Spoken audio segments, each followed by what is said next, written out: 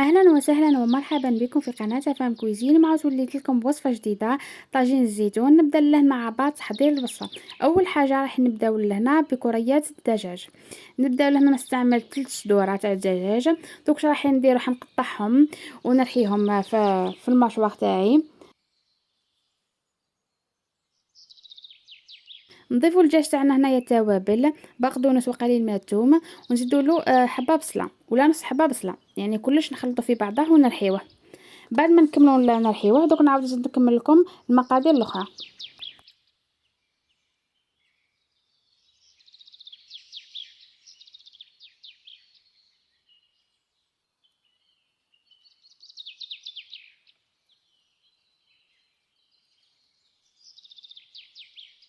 نضيفوا لهنا بعد ما رحينا الدجاج تاعنا مع التوابل والبصله والبقدونس، حنديروا لهنا لا شابلور يعني فتات الخبز مقدار ملعقتين مع البيض. انا استعملت بياض البيض، ولا تحبي ديري بيضه كامله. نخلط كل المكونات مع بعض كما راكم تلاحظوا، ونشكلوا كريات الدجاج تاعنا.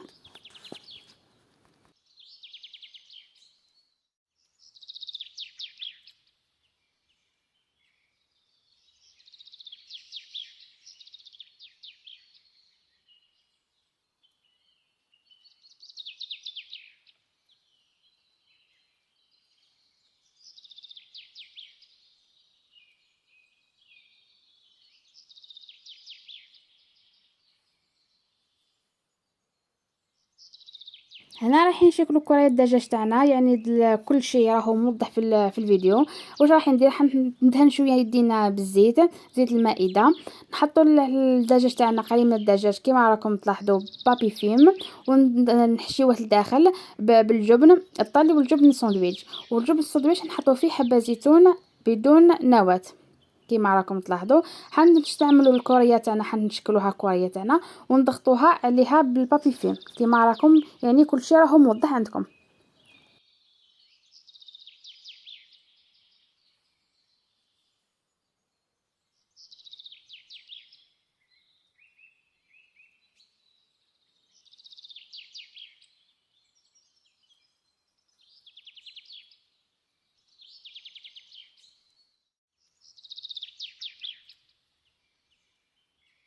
انا الكميه هذه تاع 3 صدور دجاج خرجت لي 7 حبات، يعني كنت لنا الكميه درتهم كوريا، درتهم شويه صغار، ما درتهمش كبار بزاف وما درتهمش صغار بزاف، يعني درتهم في الوسط.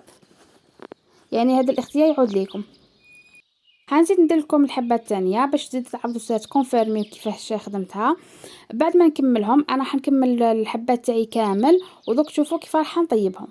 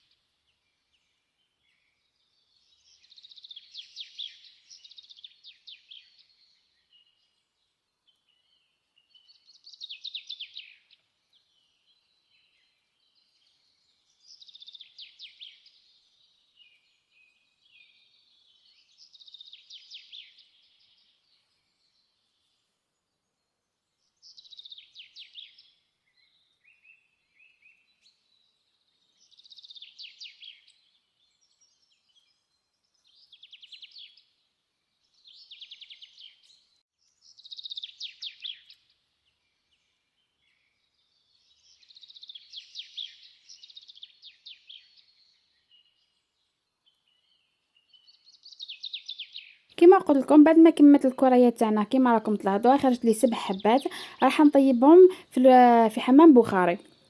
يعني تحطوها في الكسكاس ولا تحطوها عندكم الآلة، يعني على حسابهم. ليسونسيال يكون يطيب في حمام بخاري. بعد ما يطيب لنا الدجاج تاعنا نكونوا من جهه اخرى نبداو نحضروا لاصوص تاعنا. وبعد ما يطيبوا لنا الكريات تاعنا كما قلت لكم، رايحين باش نقدموها في الصحن وتاخذ الشكل مليح. حنروحوا نقليوهم في المقله بقليل من الزبده وقليل من الزيت، نقلهم يتحمروا لنا ونقدموهم في الصحن.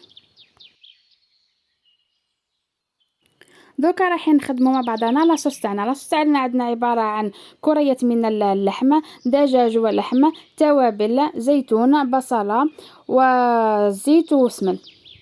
وعندنا الرند يعني اوراق الغار. نبداو لهنا مع بعض تحضير الصلصه تاعنا. في قدره واش راح حنحطو ملعقه من السمن مع الزيت، نضيفوا البصل المقطع،